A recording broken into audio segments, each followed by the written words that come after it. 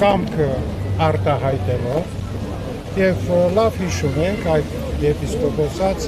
Սենտ-Պոլտնի հավաքի մեր ամորեն եպիսկոպոսների հայտարարությունը։ Սա մի էտապ էր, որը որ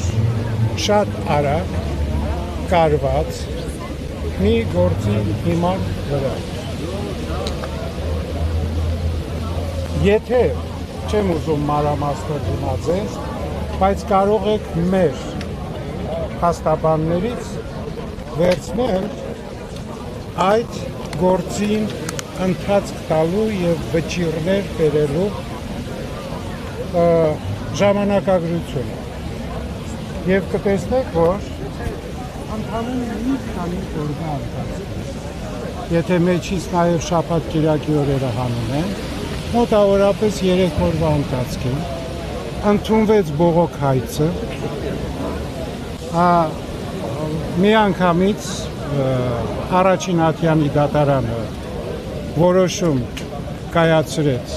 որ կոչում են միջանկյալ վճիռ, Արման Սարոյանին ճանաչել որպես առաջնորդ եւ ընդամենը մի 2 օր հետո, չեմ կարող այսպես ասել, բայց ամբողջովին ուղղակի այսպես բլից կայծակնային վճիռները եղան, որով եւ հարկադիր կատարման ծառայության կողմից էլ եկավ հարկադրանք Մայրաթոր Սուրբ Էջմիածնին, որպեսզի չխոչընդոտեն Արման Սարոյանի առաջնորդական գործունեությունը եւ հատկապես պիտի նշել։ Բայց դուք էլ բլիցը տանթալից արեցիք, Նաթան Սրբազան։ Մեկ վարքյան մի խանգարեք։ Մեկ վարքյան մի խանգարեք։ Եվ Արման Սարոյանի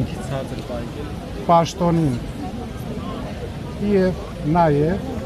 ամենակարևորը այդ վճռի մեջ չխոչընդոտել նրա մուտքը բանկային հաշիվներ։ Սրանք թվում է թե ինչ-որ մանր դետալներ են, մանրամասներ են, բայց մեր փաստաբաններից կարող եք լիովին վերցնել այդ ամբողջ ժամանակագրությունը եւ այդ դատական քայլերը։ Եվ բնականաբար հունվար 27-ին, երբ որ Արման Սարոյանը հռչակվեց կարգալույց եւ քանի որ եպիսկոպոսի կարգալույցությունը ոչ թե ինչ որ ձևով քննարկվում է եւ հետո առաջարկը կամ քննության եզրակացությունները ներկայացվում է հայրապետին, ինչպես որ քահանայից եւ այլ կարգապահական հանձնախմբի կողմից, բայց եպիսկոպոսինը անպայմանորեն լինում է եպիսկոպոսների ընդհանուր համաձայնությունը եւ նաեւ քննարկվում է Գերագույն հոգևոր խորհրդի նիստին։ Գերագույն հոգևոր խորհրդի նիստին այդ հարցը քննարկվեց եւ կարծում եմ, որ յուրաքանչյուր անդամ իր քվեի տերն է եւ յուրաքանչյուրի քվեն իր ազատ կամքի արտահայտություն։ Եվ այսպիսով ուրեմն այս ձգվեց գրեթե 6 ամիս։ Ուրեմն 2 ամսով հոգևորական Գերագույն հոգևոր խորհրդի անդամները որպես խափանման միջոց ստացան երկրից դուրս գալու արգել, ապա 2 ամիս անցնելուց հետո, որովհետև դատաիրավական պրոցեդուրաներով կան սահմանված ժամկետներ,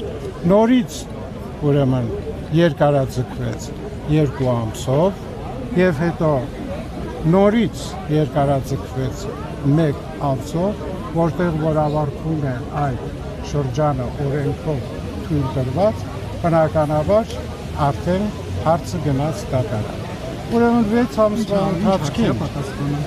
ամսվա ընթացքում եթե այս խափանման միջոցների փոփոխությունը չեղավ, բայց զարմանալիորեն մի քանի օրվա մեջ այդ կայացրած վճիռը, հատկապես որ միջանկյալ վճիռը, մինչև այսօր դատական ձերբնական վճիռ չի ստացվում։ Թե արդյոք հայցատուն վերականգնված է, ինչպես է վերականգնված, իրավունք ունի, թե իրավունք չունի, այսինքն բուն հարցը որևէ կերպ դատական քննության եւ դատարանի կողմից վճիռ չի ստանում։ Սկսեք դրան։ Եվ բնականաբար այսօր հրավիրված էին դատական առաջին նիստին եւ հաշուշտ մեծ ցավ եւ ուրիշների համար ամոթի խորը զգացում ունեմ ես, որ Ռեափար Հայրապետիներ հրավիրեցին դատարան, որը աննախադեպ է նույնիսկ բոլշևիկյան իշխանությունների ամբողջ սովետական շրջանին, որ հալածանքներ եղել են եկեղեցու նկատմամբ, բայց որևէ եկեղեցու պետ եւ հատկապես հայ եկեղեցու պետ երբևէ դատարանի առջև չի կանգնել։ Նույնը եղել է եւ մինչ այդ սկսած բյուզանդական, պարսկական, արաբական, սելջուկ, մամլուկ, ինչ ուզում եք ասել։ Մեծ ցավային է, որ այս իրողությունը այսօր կատարվում է մեր ազգային հայրենի ինքնիշխան անկախ պետության մեջ եւ կատարվում է մեր հայրենի իշխանությունների ձեռքով, որը որ արձագանքում է նաեւ շատ ուրիշ հայտարարությունների եւ պահանջների մեր հայրենիքից դուրս հնչած։ Հարց կարելի է Աթազյան։ Հենց հայրենիքից դուրս արձագանքների մասով։ Հայրենիքից դուրս արձագանքները մենք շատ լավ գիտենք, թե հայ առաքելական եկեղեցու դեմ ինչպիսի արտահայտություններ են եղել եւ եթե հիշում եք դեռևս 1 տարի առաջ մայիսի 26-ից առաջ մայիսի 26-ը եթե ուզում եք հիշեցնեմ, դա այն օրն էր, որտեղ որ Ռեափարը Շվեյցարիայում եկեղեցիների համաշխարհային խորհրդի Ռեափար Հայրապետի նախաձեռնությամբ մայիս 26-ը դա է։ Գիտենք 39-ն էլ սկսվեց, բայց դրանից հետո եւ դրանից առաջ հնչած։ Դուք հիշում եք դրանից ամիսներ առաջ հենց նույն միլիմեջ լիսով իրենց պատգամավորներից Գանջալիևի հայտարարությունը, որ Հայաստանի իշխանությունները շատ շտապ պիտի ձերբազատվեն հայ առաքելական եկեղեցուց եւ Սփյուռքի ազդեցություն։ Այո, հիշում եք Նաթան Սրբազան, այս ամեն ինչի մասին 1 տարուց ավելի է խոսվել է, ուրիշ հարց ունեմ, եթե կարելի է։ Այս վերջին բոլորովին դեռ հարց չեմ հասցրել դա։ Ասիկ որ Չէ, թողեք ասեմ ինչ եմ հարցնում։ 2 օր է Ռեափար աջակցության տարբեր խոսքեր ստանում դրսից եւ Անտիլիասից եւ Երուսաղեմից հնչել են տեքստեր դատապարտող, իսկ Պոլսից ոչ, ինչպես եք գնահատում Մաշալյան պատրիարքի լրությունը։ Հուսով եմ, որ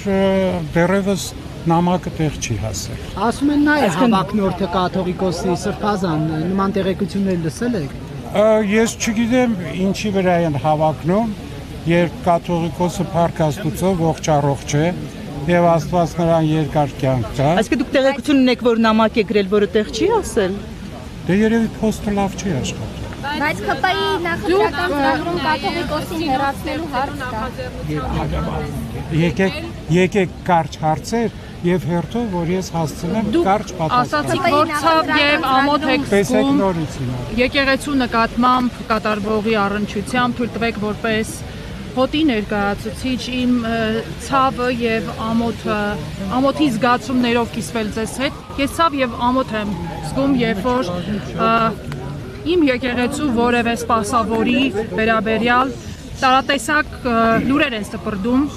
հանրություն եւ մամուլ, մասնավորապես կուսակրոնության ուխտի խախտման հետ կապված, մասնավորապես եկեղեցու ֆինանսական թափանցիկության հետ կապված։ Խնդրում եմ ի վերջո պարզաբանել, եկեղեցի են ներթափանցել արդյոք աշխարհիկ բարքեր, այ մենք շատ խոսում ենք եկեղեցի եւ պետություն անջատ լինելու մասին, բայց կարծեք թե աշխարհիկ բարքերը թափանցել են եկեղեցի։ Խնդրում եմ աշխարհիկ բարքեր այն, որ կուսակրոնության ուխտ տված հոգևորականին մեղադրում են կամ մեղադրվում է տված ուխտը խախտելու մեջ։ Գիտեք ինչ, այսօր մեր մամուլը ում մասին ինչ ասեք կարող եք լսել։ Եվ այդ մեղադրում են, թե ինչ էր անում, եւ ի վերջո աշխարհում կա մի շատ կարևոր բան։ Անմեղության կանխարգելում։ Խոսելը հեշտ է։ Եվ այսօր շատ լավ գիտեք, յուրաքանչյուրի իր գրպանում մի մեդիա ամբողջական բան ունի։ Վերցնում է իր հեռախոսը, վերցնում է իր չգիտեմ,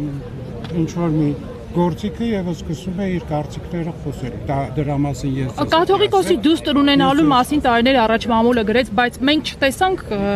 համոզիչ հերքում մայրաթորի կողմից։ Ի վերջո դուստր ունի թե ոչ։ Անլուրջ բաներին լուրջ չեն պատասխանում։ Սրբազան, բայց դժացում եք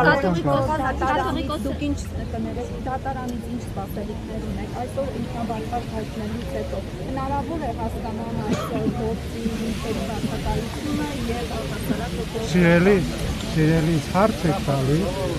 որը որ միայն հնարավոր պատասխան տվողը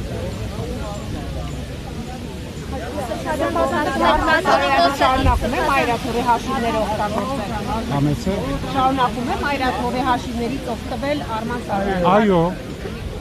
Այո։ Եվ հոգևոր գործունեություն իրականացնել։ Հավանաբար հարցը հետ սա է։ Հարցը նրանում է, որ եկեղեցու ներքին կանոնական ինքնավարության եւ ոչ թե հայ եկեղեցու, այլ ընդհանրապես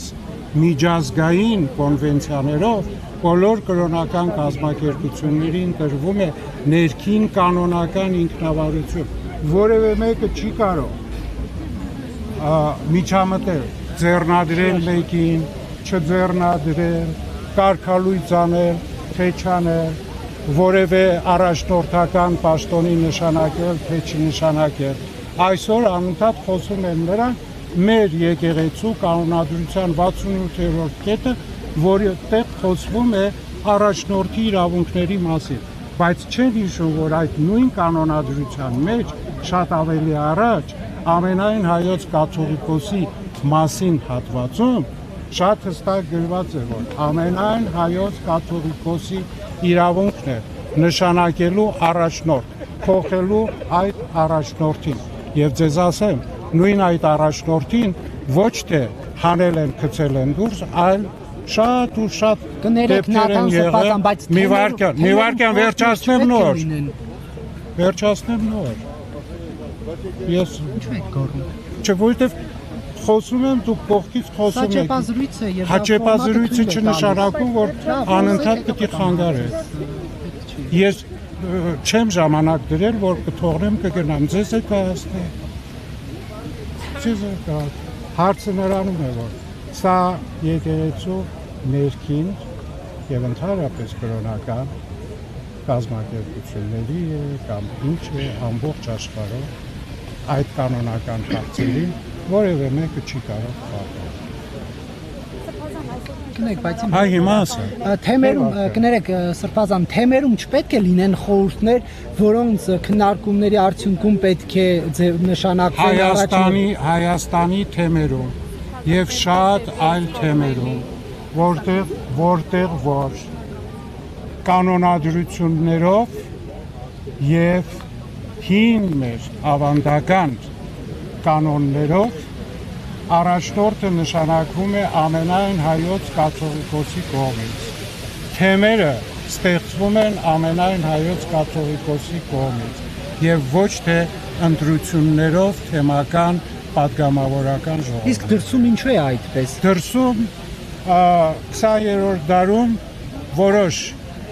այսպես կոչված դեմոկրատիկ երկրներով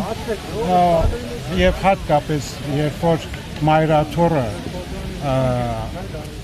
սովետական միության մեջ էր եւ շատ սահմանափակ էր ավելի գործունեությունը, այդ ժամանակ որոշ թեմերում